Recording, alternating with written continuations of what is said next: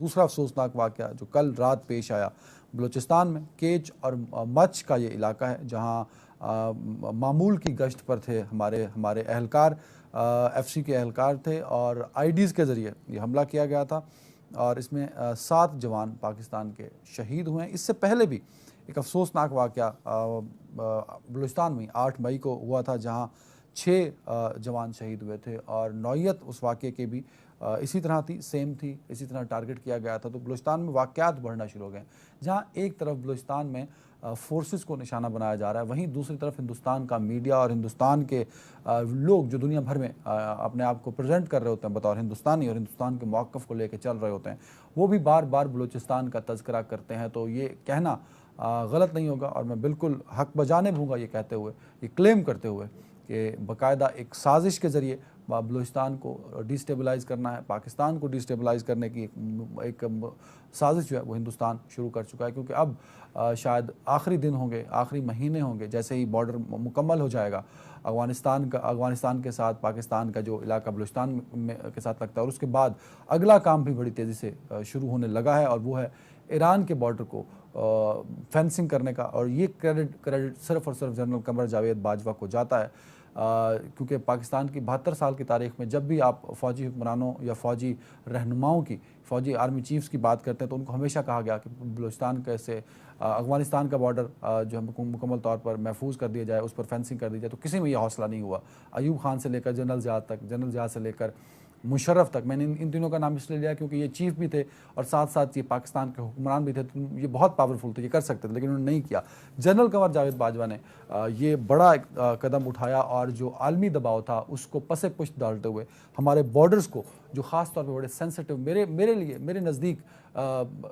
Line of control से ज़्यादा sensitive है अफ़गानिस्तान और ईरान का बॉर्डर, जो कि अगले कुछ महीनों में अब मुकम्मल तौर पर सिक्योर हो जाएगा और उसकी सिक्योरिटी को और मज़ीद बढ़ा दी जाएगा, तो शायद ये दहशतगर्दी के हमले और रॉ की इन्फिल्ट्रेशन कम हो सके। तो इससे ज़रा अफसोसनाक खबर से आगाज़ करेंगे। मेरे साथ मेरे पैनल में मुझे ज्वाइन कर चुके हैं सीनियर तजिए का जनाब राजा आमिर अब्बास साहब। राजा साहब बहुत शुक्रिया वक्त देने के लिए। पाकिस्तान मुस्लिम लीग नून से सीनियर रहनुमा बैरिस्टर दानियाल चौधरी साहब, दानियाल साहब बहुत शुक्रिया वक्त देने के लिए। और PTI से, पाकिस्तान तहरीक इंसाफ से मेंबर नेशनल असम्बली सीनियर रहनुमा कराची से आफ्ताब जहांगीर साहब में। आफ्ताब भाई बहुत शुक्रिया वक्त देने के लिए। तो सबसे पहले राजा आमिर अब्बास साहब, एक कमेंट मैं चाहूँगा, बलूचिस्तान को ख़ास टारगेट किया जा रहा है और आपका भी ताल्लुक बलूचिस्तान से ही बनता है। राजा साहब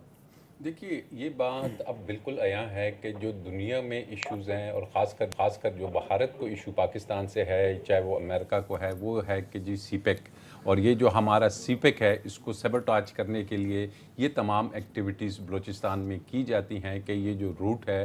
गवादर से लेके उधर तक, इसको किसी भी अंदाज में आप डिस्ट्रॉय करें। तो इस चीज़ को हमारी जो फ़ौज है वो भी समझती है, हमारी अब आवाम, ख़ासकर बलूचिस्तान की हुकूमत, वहाँ की इंटीरियर मिनिस्ट्री, वहाँ के लोगों को भी अब शऊर आ गया है, क्योंकि हमने देखा कि यह हालिया जो आपका हिंदुस्तानी मीडिया ने प्रोपेगेंडा शुरू किया तो आवाम ने खुल के कहा कि जनाब यहाँ पे कोई इस किस्म के जो कबाइल हैं वो इस किस्म की एक्टिविटी में इन्वॉल्व नहीं है, और फ़ौज ने बड़े अच्छे तरीके से कंट्रोल किया है। लेकिन बात वही जो आपने की कि जब ये फेंसिंग कंप्लीट हो जाएंगी, आपकी रॉ और NDA अगर आपके सामने ये चीज़ आप उनको इंटरसेप्ट कर लेते हैं कि वो ये कर रहे हैं, तो रॉ और NDA अपनी हरकतें करते रहेगी, लेकिन हम खुशउस्लूबी से अपना सीपेक का जो है इसको कामयाब करेंगे और दुश्मनों को लाजमी तौर पर इसमें एक शिकस्त होगी, और उनके ये जो इस किस्म के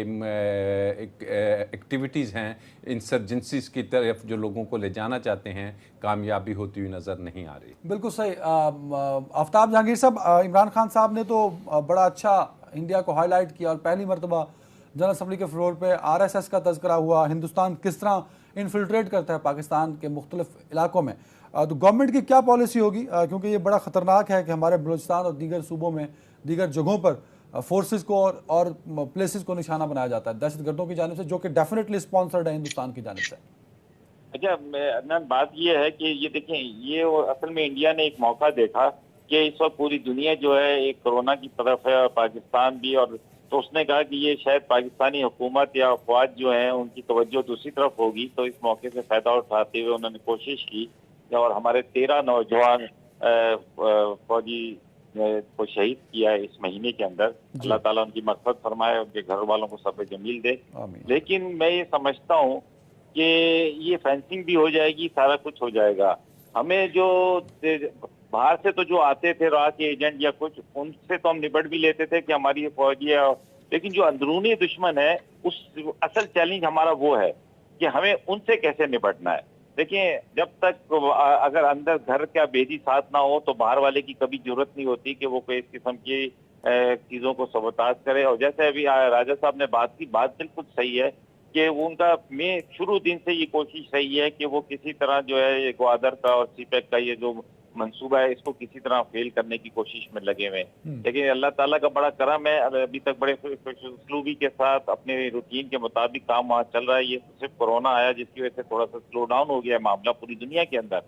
لیکن میں پھر یہ کہوں گا کہ ہمیں سب کو مل کر, اور جس طرح پاکستان کے اندر جو سیاسی قیادت تھی بلوچستان کی, جس طرح اس نے کنڈیمڈ کیا ان سب چیزوں کو, تو میں یہ سمجھتا ہوں کہ یہ بہت اچھی خوشائن بات ہے. ورنہ پہلے عموماً یہ ہوتا تھا کہ ہماری کچھ لوکل جو سیاسی تنظیمیں تھیں وہ بھی ان کے ساتھ کھڑی ہوتی تھی سپورٹ پہ, لیکن اس دفعہ الحمدللہ سب نے جو ہے کھل کر ان کو کنڈیم کیا ہے. اور اب ہمیں چاہیے کہ ہماری جو اندرونی سیکورٹیز ہے ان کو بھی اپنی نظروں کو گہرا رکھتے ہوئے.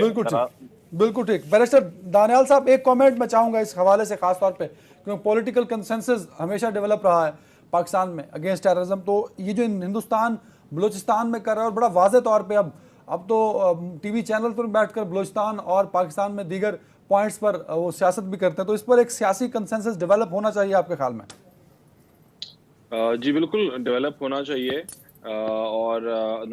لیکن ایک چیز بڑی ضروری ہے اس میں سمجھنے کے لیے کہ انڈیا پاکستان کا دشمن ہے, رہے گا, اور جب تک ہمارے پولیٹیکل ڈفرینسز ہیں اسی طرح چیزیں چلتی رہیں گی. اور جو بربریت آپ نے پہلے کشمیر میں دیکھی, اب وہ اسی طرح آپ انڈیا میں بھی, وہ بلوچستان میں آپ دیکھتے ہیں ان کی انفلٹریشن, اور الگ الگ طریقوں سے وہ گھسنے کی کوشش کرتے ہیں. پاکستان مسلم لیگ نون کی حکومت سے پہلے وہ پہلا سال تھا کہ جتنے بھی آپ پرانے سال دیکھیں تو ہر سال, آلموسٹ ہر سال, جو ٹیررزم کی وجہ سے, یہ نیشنل ایکشن پلان کی پہلے کی بات کر رہا ہوں میں, آلموسٹ 13,000 لوگ ہر سال شہید ہوتے تھے دہشت گردی کی وجہ سے. وہ انڈیا سپانسرڈ ہوتی تھی, کبھی ایک جگہ بلوچستان میں, کبھی ہمارے بارڈر پہ, کبھی کسی اور بارڈر پہ. ان تمام چیزوں کے باوجود جس سال ہم نے لیا, اور جب یہ آپریشن شروع ہوئے,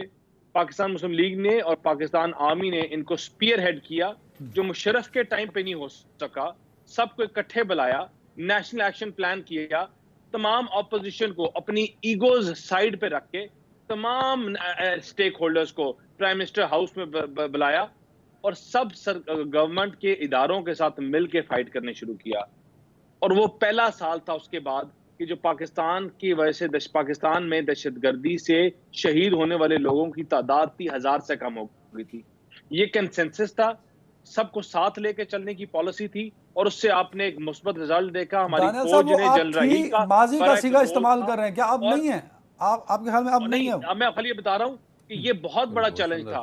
2013 کے الیکشن سے پہلے ایک پول کیا گیا تھا, اس میں ہر پاکستانی کا سب سے بڑا جو ایشو تھا, سب سے بڑا, وہ دہشت گردی کا تھا, کہ دہشت گردی کا ایشو ریزالو ہوگا, ہم اس پارٹی کو چوز کریں گے. اور یہ ہم نے فائٹ کیا. دیکھیں, پاکستان ہے تو ہم ہیں, پاکستان ہے تو یہ کچھ سیاست ہے, یہ پروگرامز ہیں, اور جب تک ان انسٹیٹیوشنز کو, ان جو لوگ یہ انسٹیگیٹ کرتے ہیں اور ان کو چلاتے ہیں, ان کو کنڈیم نہیں کریں گے, ہم عالمی سطح پہ دیکھیں, ایک پبلک نیوز کے یا چھوٹے نیوز کے چینل پہ یا جیو کے کسی کے بھی اٹھا کے ہم کنڈیم تو کر سکتے ہیں, لیکن ہمیں اس چیز کو ہر پلیٹ فارم پہ, ہر فورم پہ, جب تک ہم اس کو ہائی لائٹ نہیں کریں گے, جب تک ہم اس کو واضح فائٹ نہیں کریں گے, تو یہ جنگ ہم کبھی بھی ان سے نہیں جیت سکتے. اور یہ پاکستان کے سب سے بڑے دشمن ہیں. جب تک وی آل,